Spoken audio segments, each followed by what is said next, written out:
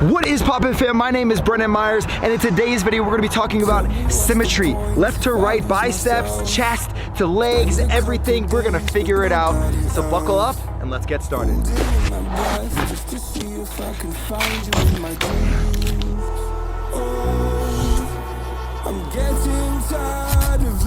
So when we talk about symmetry, first of all, I'm gonna give you an example. I've done a video of this a long time ago about how to make one side look the same as the other. First, here, let me just show you mine. Look at this bicep insertion here.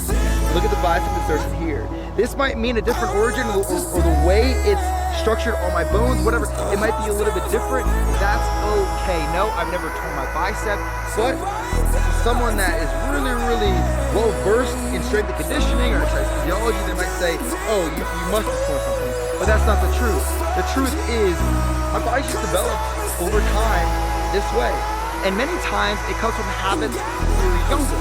And if you are young, if you are in your teenage years, or even your early 20s, you have an opportunity right now to even change those habits, which will then affect your musculature and the way it looks. And that's the truth. So you ever seen winging where one scap's maybe a little wider or a little bit upward rotation and one scap's here? I'm talking about your back, right? Well, a lot of this stuff comes down to posture and how are you standing, how are you sitting, how are you sleeping?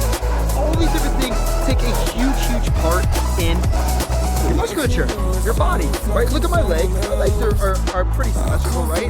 But actually, one leg is that much longer than the other. And I found this out from my mom about two years ago. I almost ran into a wall, to be honest. I was so pissed. No, I'm kidding. But the way you gotta approach it is, I'm gonna give you some tips here, okay? Number one, if one side of your body is bigger than the other and you're a little bit younger, look at your posture. So number one, look at your posture. Look at the screen. See posture. Number two, you want to focus on how you're sleeping. That's part of number two. And then also how you're sitting. So everything is going to be a neutral spine. You want to try and keep your chin suspended here, your neck suspended, and making sure your back's not like this. It's not overarching here. I'm not going to use any science terms. Half of you might not even understand it. So you don't want your back to be arching. And also when you're training, number three, how are you working out? Are you doing movements? When you're doing pull-ups, are you like this? Or are you staying tight to your core and pulling correctly? All these things play a huge role, okay? Also, when you are training, you wanna look at how your muscles are reacting or how your musculature is.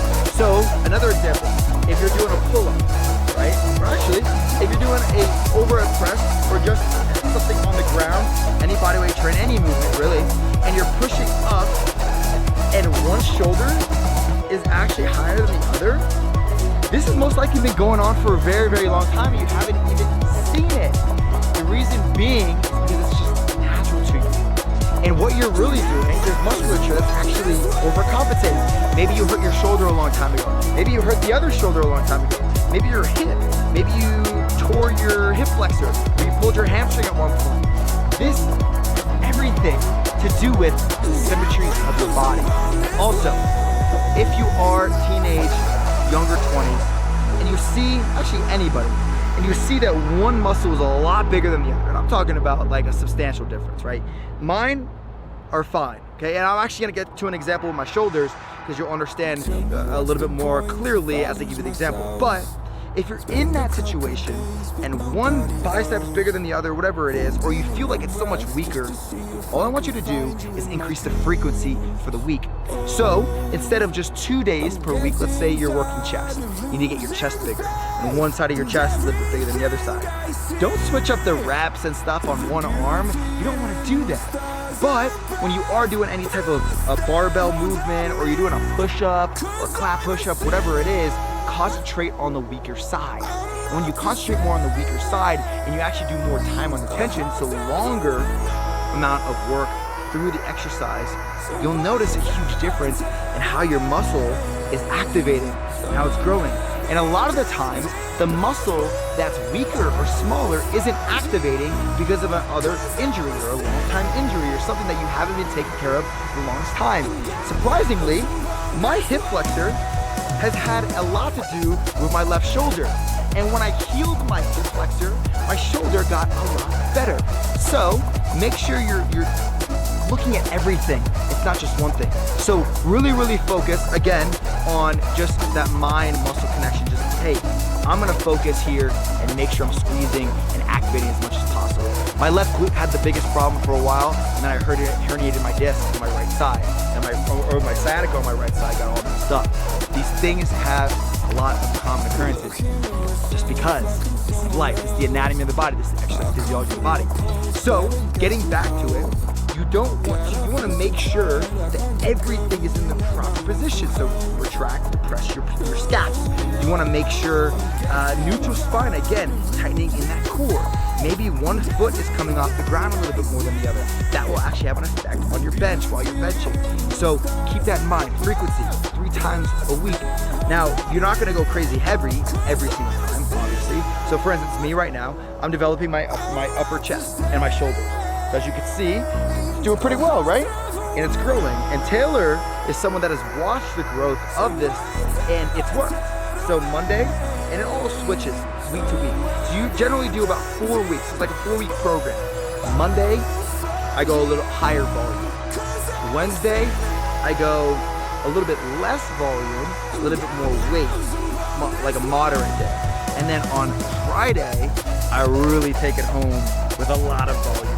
So I'm hitting all 3 different levels, like pretty much close to intermediate to moderate, and then high intensity for the 2 other days. And I haven't hurt myself.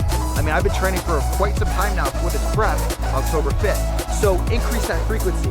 You can also look at your rest periods in between sets. So my left shoulder is the one that I tore in 4 different places. It took me a long time to rehab. Surprisingly, it's still a little bit weaker than my right, but it's gotten stronger over time.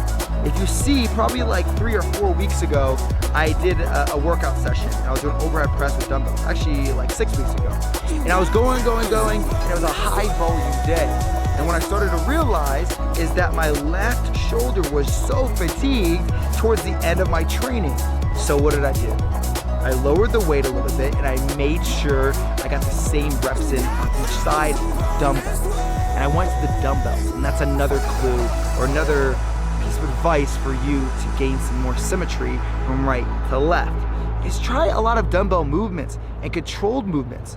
A lot of the times when your core is really, really weak, your other muscles can't even grow as much.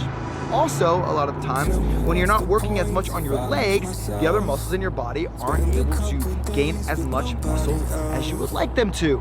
It all comes down to growth hormone, it comes to testosterone, there's so many different things. The recruitment involved in leg days is pivotal to your training for upper body. Someone on my Instagram was just mentioning to me, hey Brendan, why are you doing legs twice a week? That doesn't make any sense. You're doing men's physique, you don't need legs. Wrong. The reason why I've grown so much is because I've incorporated legs again.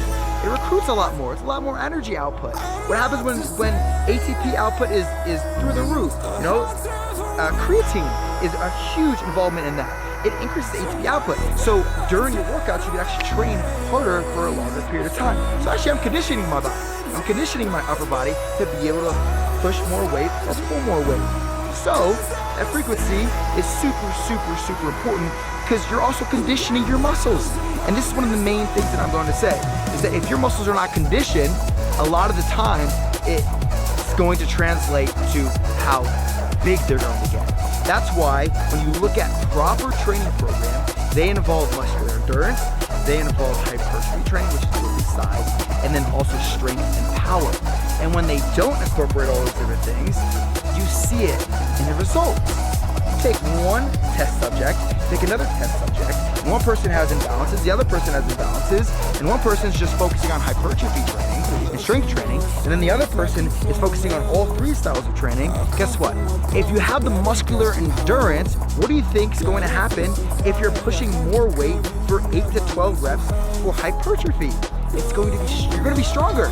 You're going to be at that 11 and 12 reps next level rather than this guy. So what's going to happen? Your symmetry is going to be a lot better. Also, I highly suggest if you're dealing with symmetry problems with your calves to your quads, suck it up.